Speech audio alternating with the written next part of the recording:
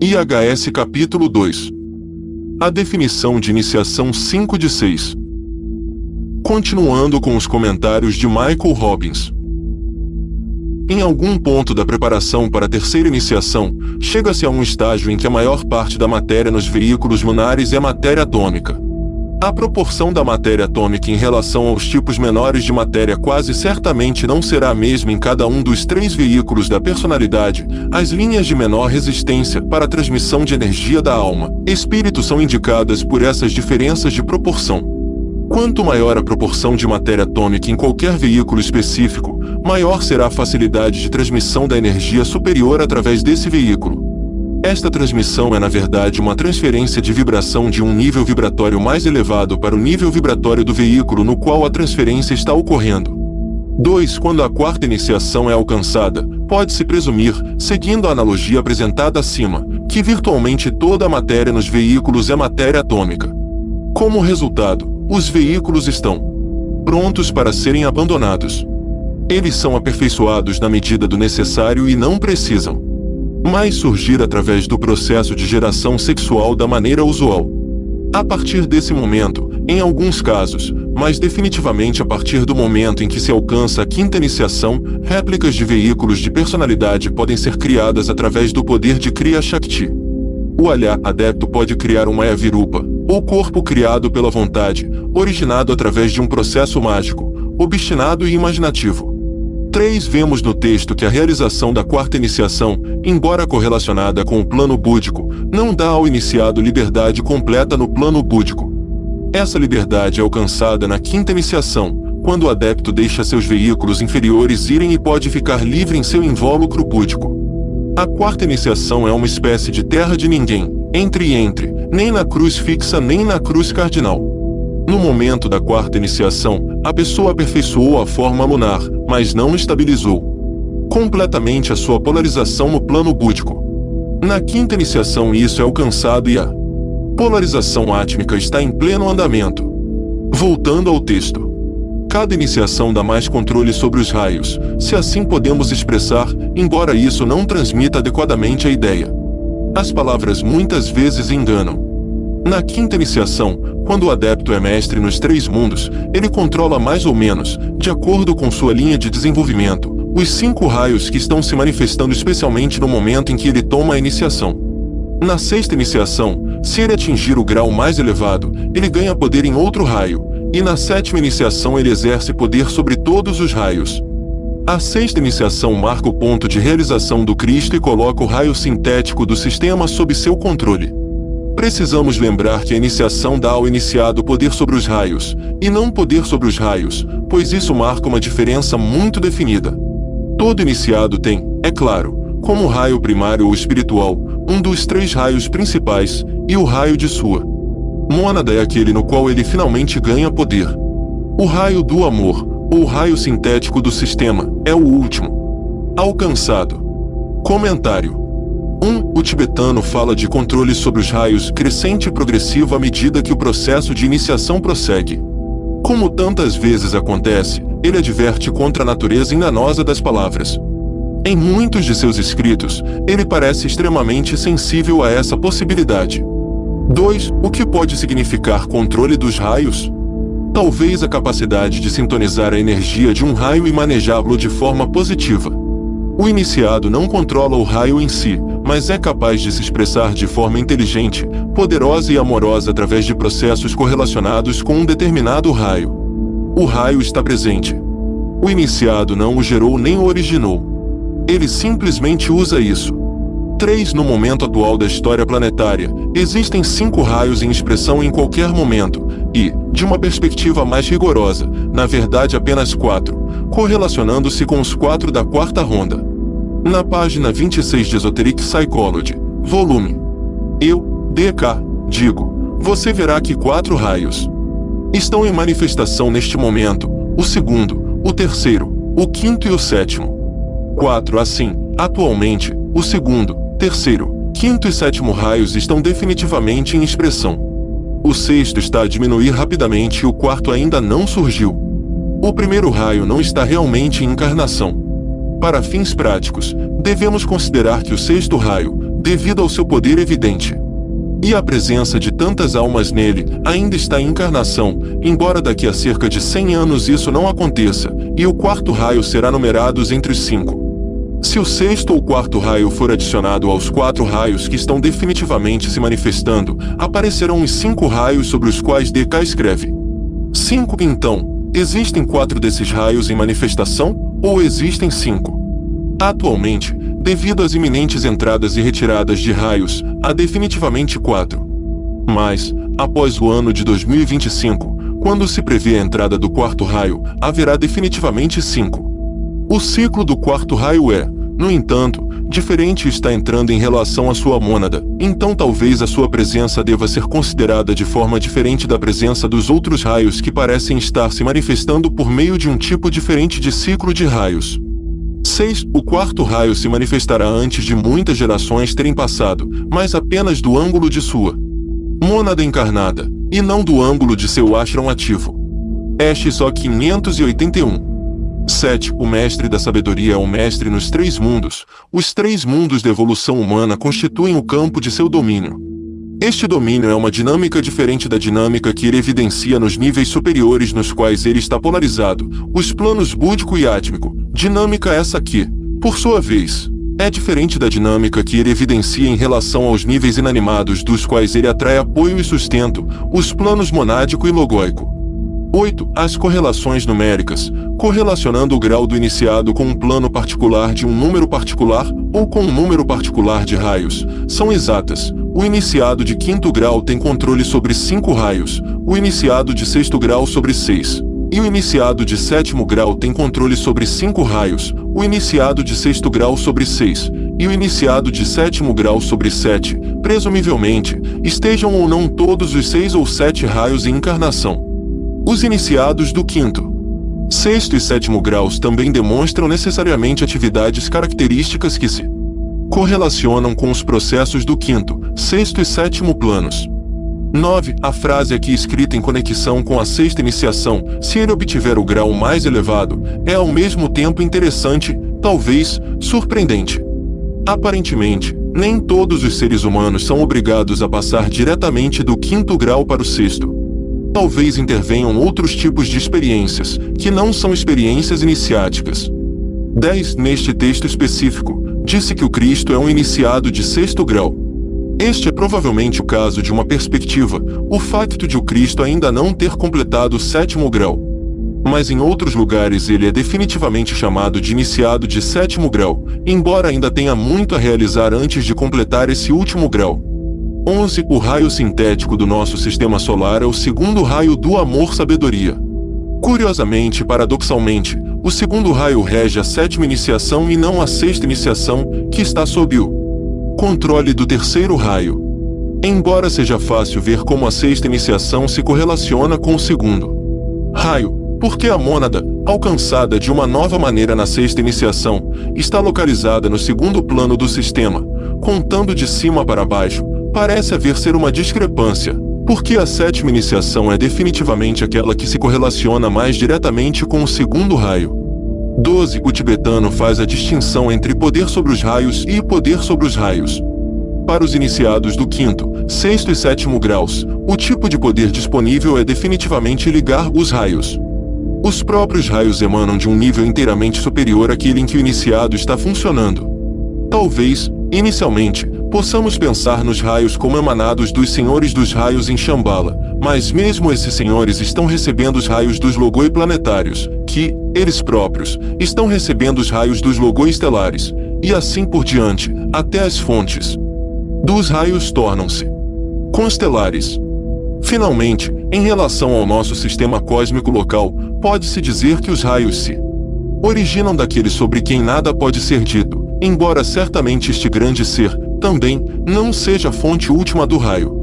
13. O raio da mônada é aqui chamado de raio primário e é aquele em que o iniciado ganha poder de 3 tipos possivelmente diferentes, ou se os sub-raios da mônada também forem considerados, então poder de 7 possivelmente tipos diferentes. 14. O que se entende por conquista de poder? Provavelmente é o raio monádico, que finalmente se torna dominante sobre todos os outros raios e é o raio sobre o qual o iniciado dá a sua contribuição primária em termos da vida planetária.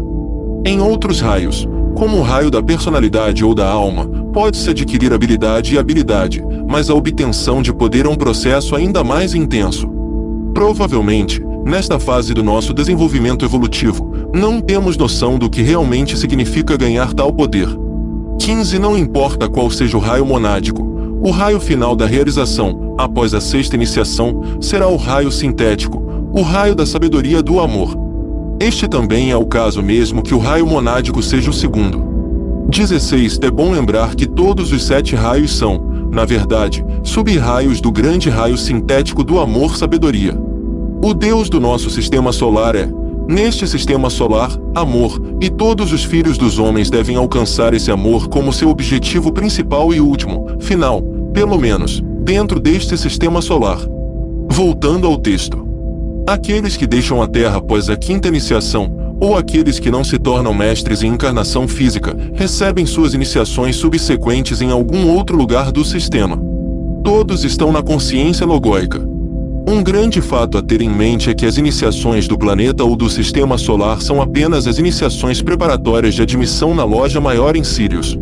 Temos o simbolismo bastante bem mantido na maçonaria, ao combinar o método maçônico com o que nos é dito sobre os passos do caminho da santidade, obtemos uma imagem aproximada. Comentário. 1. Aqui vemos que existem, de fato, outras alternativas além de passar sequencialmente de iniciação a iniciação, por exemplo, da quinta para a sexta e daí para a sétima. 2. Normalmente, a passagem para longe da Terra tem sido discutida como possível somente após a sexta iniciação. Talvez no ano de 1925, alguns anos após a escrita deste livro, Iniciação, Humana e Solar, tenha havido uma atualização geral de todo o sistema hierárquico, e tornou-se necessário alcançar o 6º grau antes de se aventurar no caminho do superior. Evolução. 3. Por outro lado, talvez seja simplesmente verdade que a sexta iniciação, e aquelas além, pode ser tomada em outros planetas, e que a grande decisão, formando uma parte tão vital da iniciação do 6º grau, a verdadeira ascensão, pode ser feita em outros planetas e também na Terra. Presumivelmente, no entanto, o caminho do serviço terrestre não seria uma das alternativas de tal decisão se fosse tomada em outro lugar que não na Terra, pois a lei da economia seria violada se alguns iniciados deixassem a Terra após o 5º grau, apenas para decidir retornar a ele no dia 6 e depois para seguir o caminho do serviço terrestre. 4. O pensamento de que existem aqueles que se tornam mestres, mas que não se tornam mestres enquanto estão na encarnação física, faz-nos ponderar se é realmente possível tornar-se um mestre quando não se manifesta na encarnação física. Normalmente, quando se discute a iniciação, o requisito parece ser a posse de um cérebro físico, mas como a reencarnação não é mais necessária após a 4ª iniciação, parece possível que o grau de mestre da sabedoria possa ser alcançado dentro ou fora de encarnação física. 5. As diversas possibilidades iniciáticas alternativas que o tibetano apresenta não são as únicas possibilidades para receber a iniciação, eles são bastante abrangentes e não exaustivos. Sempre há casos inusitados e possibilidades remotas, portanto, é sensato reservarmos o julgamento sobre a possibilidade ou impossibilidade de seguir caminhos iniciáticos que nos parecem improváveis. 6. O treinamento para graus mais elevados de trabalho espiritual não ocorre apenas na Terra. Existem outras escolas planetárias, muitas das quais são ocultas, e a sua verdadeira natureza ainda não foi revelada ao homem. Provavelmente, à medida que cumprirmos os nossos deveres aqui na Terra, iremos dirigir-nos para uma ou outra dessas escolas dentro do Sistema Solar, onde o treino será recebido antes da viagem, em direção a várias fontes estelares ou constelacionais que se correlacionam com os vários caminhos da Terra. O caminho da evolução superior. 7. Somos então informados de que todas as iniciações, sejam elas realizadas em nosso planeta ou em outros, são realmente preparatórias para iniciações que admitem um homem na grande loja em Sirius. Isto, claro, seria especialmente o caso no que diz respeito aos cerca de 80% da humanidade que trilham o caminho para essa grande estrela, ou sistema estelar. 8. O tibetano sugere o valor do sistema maçônico por revelar muito sobre o processo iniciático e provavelmente sobre o caminho para Sirius, pois a primeira iniciação é o reflexo daquela iniciação, ou seja, A quinta, seja planetária ou solar, na qual um ser humano ou ser torna-se um aprendiz ingressado na loja siriana. A coloração siriana da maçonaria é definida e fundamental. O processo de iniciação maçônica reflete o processo de iniciação de nossa própria hierarquia espiritual e, em muito menor grau, o processo de iniciação da Loja Azul, ou Grande Loja Branca, em Sírios. 9. É claro que nem todas as unidades humanas estão sendo preparadas para serem admitidas na loja em Sírios. Existem outros caminhos, 6 ou 8 outros, dependendo de como se conta. Aqueles que se aventuram em outros destinos, no entanto, recebem algum treinamento análogo ao treinamento siriano, embora em um nível mais baixo do que o treinamento augusto ali possível, simplesmente passando pela série de iniciações administradas por nossa própria hierarquia espiritual. Seus processos são um reflexo de processos sirianos. Voltando ao texto. Ampliemos um pouco. As primeiras 4 iniciações do Sistema Solar correspondem às 4 iniciações do domínio Tris, anteriores à primeira iniciação cósmica. A quinta iniciação corresponde à primeira iniciação cósmica, a do aprendiz iniciado na maçonaria, e faz de um mestre um aprendiz inscrito da loja em Sírios. A sexta iniciação é análoga ao segundo grau na maçonaria, enquanto a sétima iniciação faz do adepto um mestre maçom da Irmandade de Sírios. Comentário.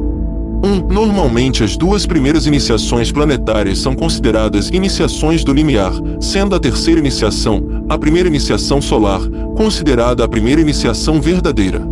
2. O tibetano agora amplia a consideração, mas é preciso ler com muito cuidado. É fácil ignorar o fato de que ele diz que as primeiras 4 iniciações do Sistema Solar Itálico MDR são as iniciações do limiar. As primeiras 4 iniciações do Sistema Solar podem muito bem ser, e provavelmente são, iniciações solares e não iniciações planetárias. Assim, estas 4 iniciações começariam com a terceira e incluiriam a quarta, a quinta, a sexta, sendo apenas a sétima iniciação planetária considerada uma verdadeira iniciação no sentido siriano. 3. Deve-se decidir se a quinta iniciação planetária deve ser considerada a primeira iniciação cósmica ou se é a quinta iniciação solar que é realmente a primeira iniciação cósmica. 4. O texto deste livro, RIS, torna a última opção mais plausível. Mas em um tratado sobre o fogo cósmico, p. 384, lemos o seguinte: o homem tem por objetivo 5 iniciações, sendo a primeira iniciação cósmica a sua meta. Em relação a esta frase, devemos discernir se o tibetano simplesmente pulou as 2 primeiras iniciações do limiar ou se as incluiu. É uma questão importante, pois as nossas conclusões serão totalmente diferentes dependendo do que ele fez. 5. A quinta iniciação, seja planetária ou solar, parece, aqui, ser considerada como a primeira iniciação cósmica. No entanto, somos informados de que a quinta iniciação corresponde à primeira iniciação cósmica, fazendo-nos perguntar se a quinta iniciação, seja planetária ou solar, é uma verdadeira iniciação cósmica ou apenas uma correspondência a uma iniciação cósmica. Das iniciações cósmicas, a iniciação cósmica de um logos planetário ou logos solar não pode ser da mesma ordem, alcance e intensidade do que se chama de iniciação cósmica de um ser humano. 6. Estudando a página 384 de um tratado sobre o fogo cósmico, leva-nos a concluir que os logos planetários e os logos solares estão passando por séries distintas de iniciações, cada série incluindo um número diferente de iniciações, 7 para um logos planetário e 9 para um logos solar. Se a natureza das iniciações cósmicas dos logoi planetários e dos logoi solares são bastante diferentes entre si, então por que não deveria a série de iniciações pelas quais um homem passa a ser distinta de ambas as outras séries também? 7. Existe um perigo em usar uma palavra como cósmico, aplicando essa palavra com discriminação insuficiente a diferentes níveis de entidades e a palavra pode ser usada como cega, mascarando as diferenças de coisas diferentes, chamando-as pelo mesmo nome. Se há muitos ciclos de Mahakalpa um logos planetário era como um mestre e agora, não há nenhuma maneira, dentro do nosso atual sistema solar, de um mestre poder se tornar como um logos planetário é agora. 8. Cada hierarquia tem seu próprio sistema de iniciações, plantas, animais, humanos, várias hierarquias criativas, logoi planetários, logoi solares, etc. Razão para acreditar que todas as iniciações cósmicas a serem experimentadas por diferentes ordens de seres B são partes da mesma série de iniciações. 9. Por exemplo, a primeira iniciação cósmica de um ser humano não é, nesta perspectiva, a mesma que a primeira iniciação cósmica de um logos planetário, nem a mesma que a primeira iniciação cósmica de um logos solar, que é diferente de ambos. Os dois tipos anteriores de primeiras iniciações cósmicas. Algum desembaraço da natureza verdadeiramente distinta de séries de iniciações relacionadas de forma análoga é necessário para que se possa alcançar uma compreensão razoavelmente precisa. A série humana de 5 iniciações, a série planetária das 7 iniciações, e a série solar Logos de 9 iniciações quase certamente não são da mesma série, pois esses 3 tipos de seres são membros de hierarquias diferentes, e cada hierarquia tem sua própria série de iniciações. 10. O tibetano parece nos dar o significado da quinta, sexta e sétima iniciações em relação às iniciações administradas pela loja em Sírios. Se não tivermos cuidado, contudo, surgirão algumas discrepâncias, provavelmente decorrentes do facto de considerarmos estas iniciações planetárias ou solares. Suponhamos que a maçonaria moderna seja uma base razoável a partir da qual se possa construir uma analogia útil. Falemos também, por enquanto, em termos de iniciações 12 planetárias.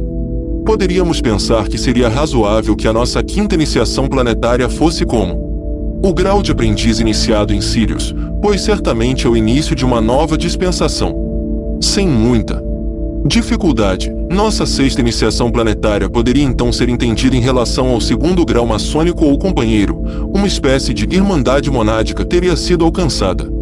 A sétima iniciação planetária estaria então relacionada ao terceiro grau, o mestre grau maçom, e de acordo com as informações do parágrafo, representaria a obtenção do status de mestre maçom em Sírios.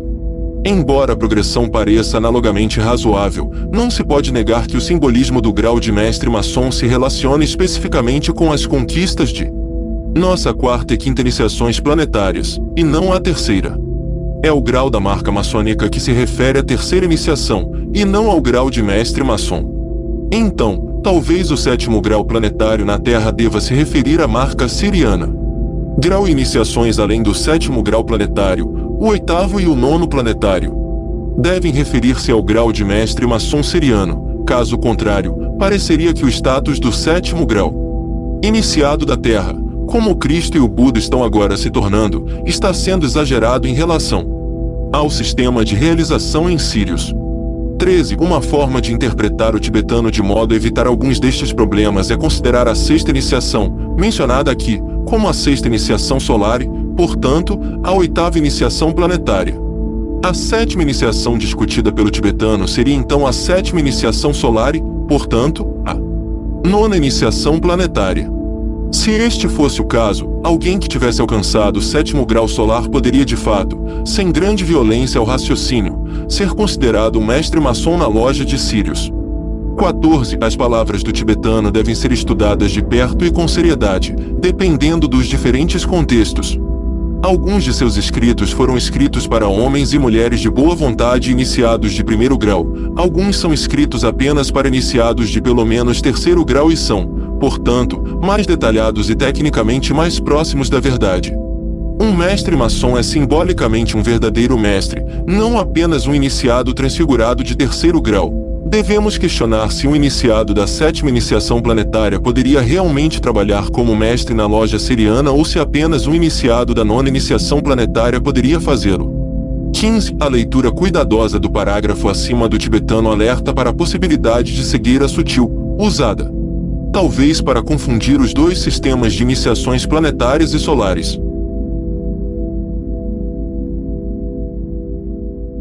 Fim da parte 5 de 6 de A Definição de Iniciação. Ouça a próxima parte.